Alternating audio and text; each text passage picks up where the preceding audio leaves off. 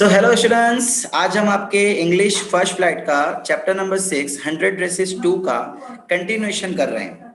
बच्चा लोग, इसके पहले वाले वीडियो में हमने क्या देखा कि वांडा के फादर ने उनकी स्कूल टीचर को, ऑब्वियसली मेरे प्रिंसिपल को, एक लेटर भेजा कि अब मेरे बच्चे आपकी क्लास में नहीं आएंगे आपके स्कूल में, बिकॉज वहां पे उनका मजाक बनाया था। इनडायरेक्टली वही बोला।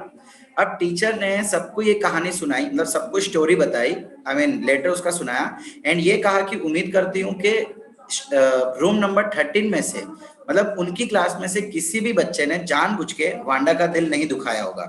मैं चाहती हूँ कि आप भी इस बारे में सोचिए।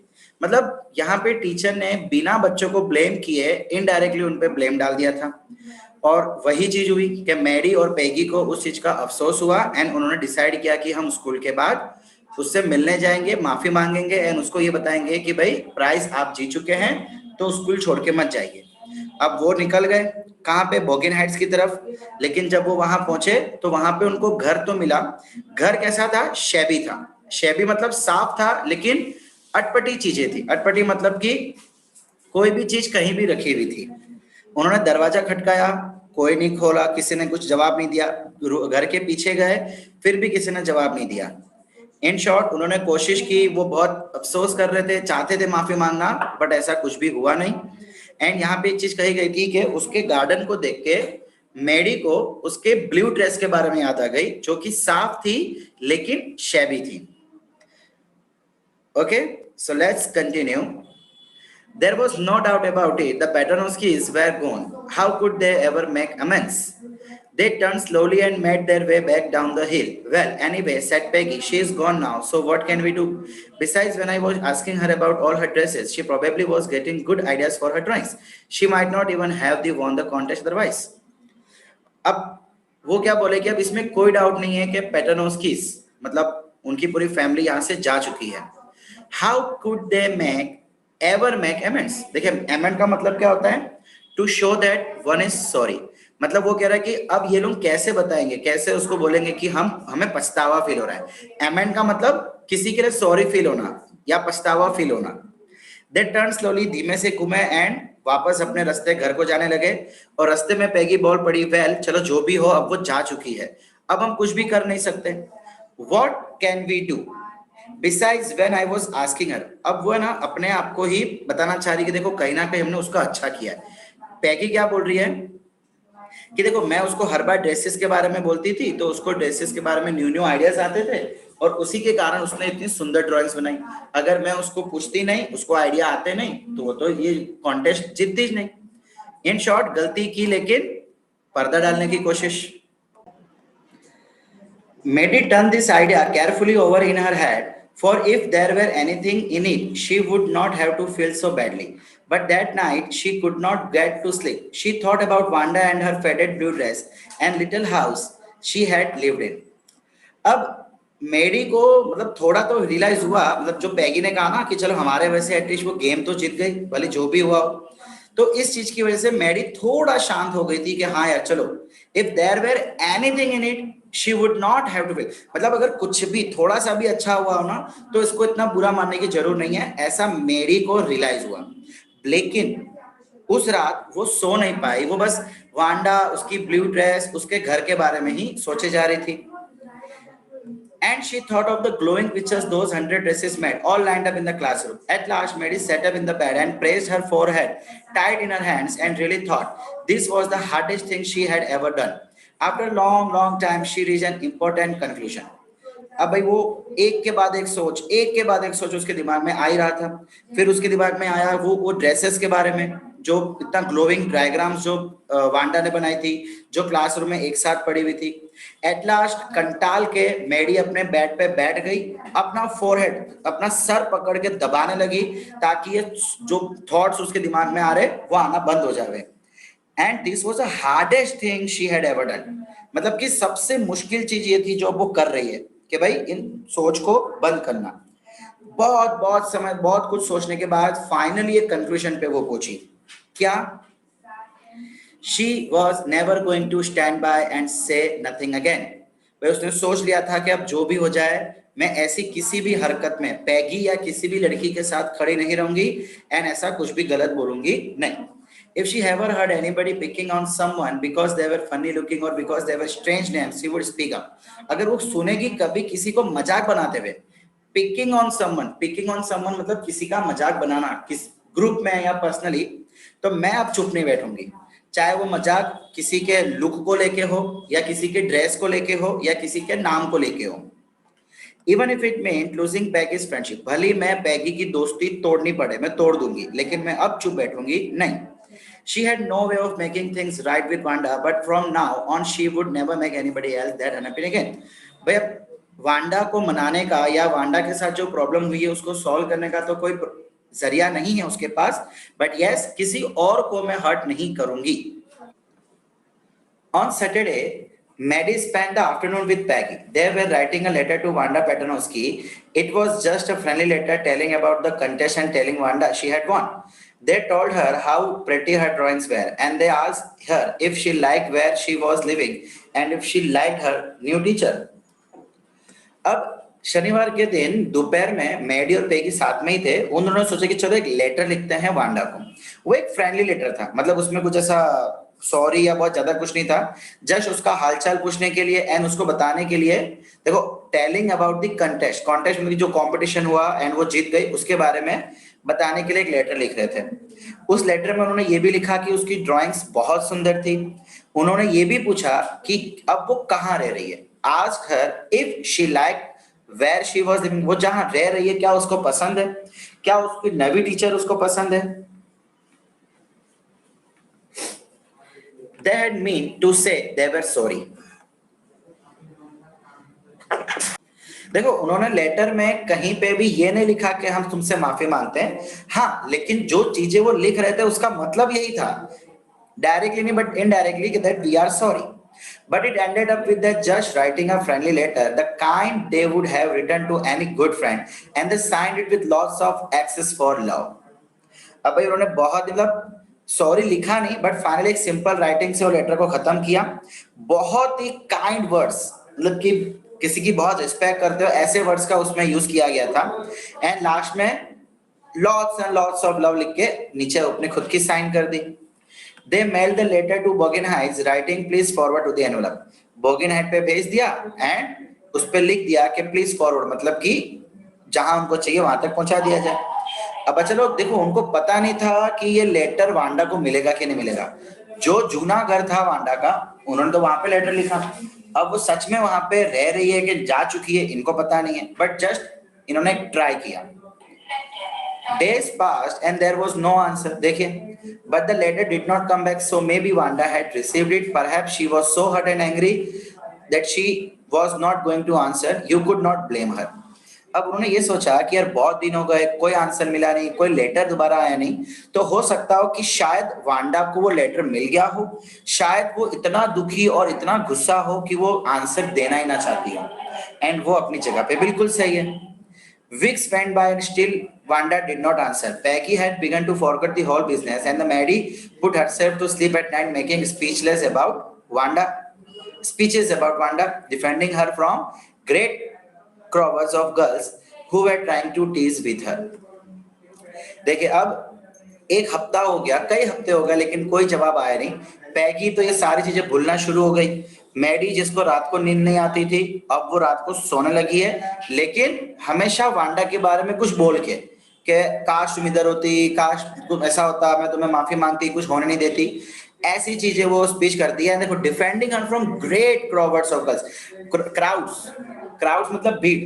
भाई लड़कियों की भीड़ जो उसको चिढ़ाने के लिए इकट्ठा होती थी, वो बस हमेशा यही सोचती थी कि मैं उनसे वांडा को बचाते रहूं. Who were trying to tease her मतलब कि जिसको चिढ़ाना.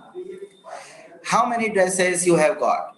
And before Wanda could press her lips together in tight line, the way she did before answering, Maddie would cry out, "Stop!" Then everybody would feel ashamed the way she used to feel. मतलब actually वो imagine कर रही है कि काश Wanda यहाँ होती और अगर उसको कोई चिढ़ाता तो मैं उन्हें चुप करा देती. अगर कोई पूछता कि तुम्हारे पास कितने ड्रेसेस है, तो वो जैसे ही अपने लिप्स दबाती. देखो, जब किसी को शर्म आती है तो लिप्स दबाते ना, नर्वसनेस के कारण. तो बोल रहे कि भाई वांडा जनरली ऐसा किया करती थी, नर्वसनेस के कारण अपने लिप्स दबा देती थी. तो वो ऐसे किसी समय पे लिप्स दबाती, उससे पहले मैं चिल्ला उठती स्टॉप, और सबको शर्म आ जाती, जैसे कि मैं शर्म फील कर रही हूँ वैसे दूसरे बच्चे भी शर्म फील करते हैं. Now it was Christmas time and there was snow on the ground. Christmas bells and small tree decorated in the classroom. On the last day of school before the holidays, the teacher showed the class a letter she had received that morning. अब भाई Christmas का time चल रहा था, बर्फ गिर रही थी, Christmas bells and small trees, मतलब आपको पता है वो ना, देखा होगा आपने किसी वीडियो में या किसी क्रिश्चियन के घर पे क्रिसमस के समय कितना सुंदर से वो घर सजाते हैं, bells trees and all that.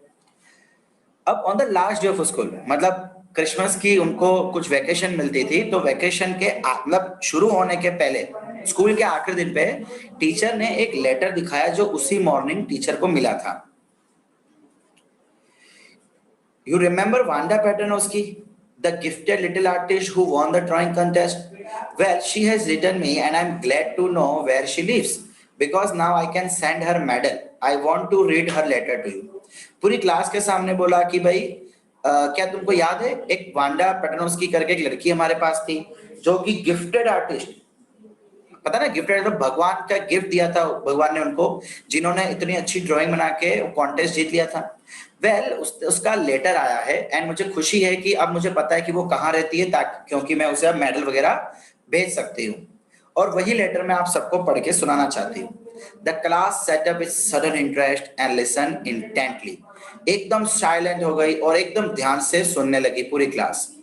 Dear Miss Mason, how are you and room 13? Please tell the girls they can keep those 1,000 dresses because in my new house I have 100 new ones all lined up in my closet. देखो उसको पता था कि वहां पे school में क्या हो रहा है, कि भाई कुछ लोग शायद सॉरी फील कर रहे होंगे, तो उसने इनडायरेक्टली यही बोल दिया कि आप रूम 13 की गर्ल्स को बोल दो कि वो मेरी बनाई हुई 100 ड्रेसेस अपने पास रख सकते हैं बिकॉज मेरे पास मेरे नवे घर में नवी 100 ड्रेसेस हैं. I would like that girl Peggy to have the drawing of green dress with red trimming and her friend Maddie to have blue one.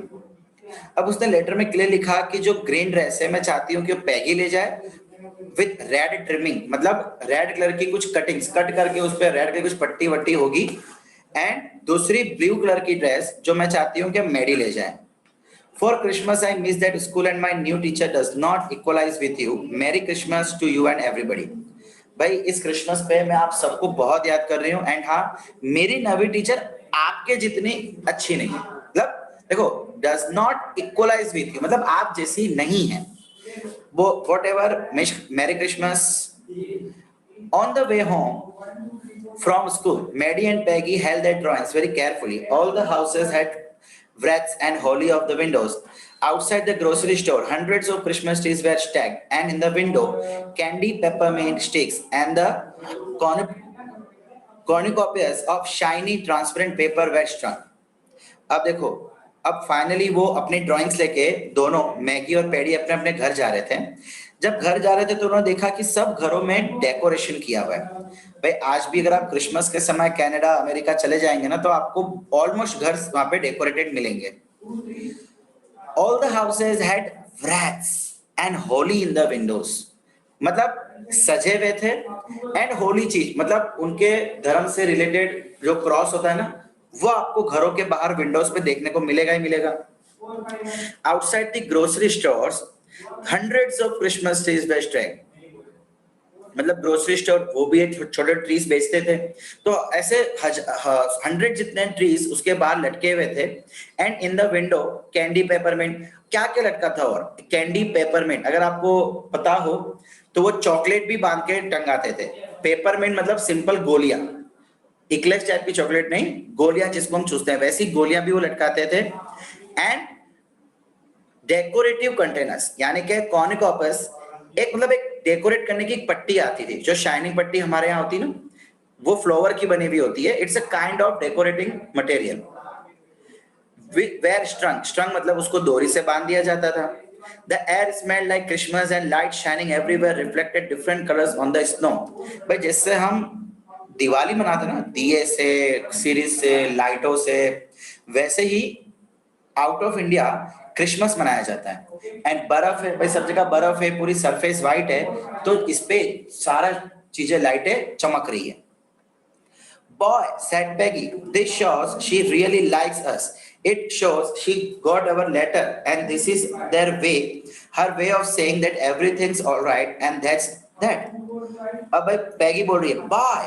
अब बॉय मतलब लड़का नहीं, मतलब एकदम थोड़ा कुछ एकदम से दिमाग पे क्लिक होता है तो हम बोलते ना हे सुनो सुनो, कोई दिमाग में एकदम से क्लिक होता है तो वैसा कुछ क्लिक हुआ भाई. उसने डायरेक्टली बोलना शुरू कर दिया कि इसका मतलब है कि वो हमें पसंद करती है, इसका मतलब है कि उसको लेटर मिल चुका है, और ये उसका तरीका था हमको बोलने का कि सब कुछ सही है चलेगा, मतलब हमने तुमको माफ किया. That's all right and that's that, बस खत्म कहानी. आई होप सो सैड मेरी सैडली. अब थोड़ा दुखी होते हुए मैंने बोला कि भाई ठीक है मैं भी उम्मीद करती हूँ. She felt sad because she knew she would never see the little tight-lipped Polish girl again and couldn't ever really make things right between them.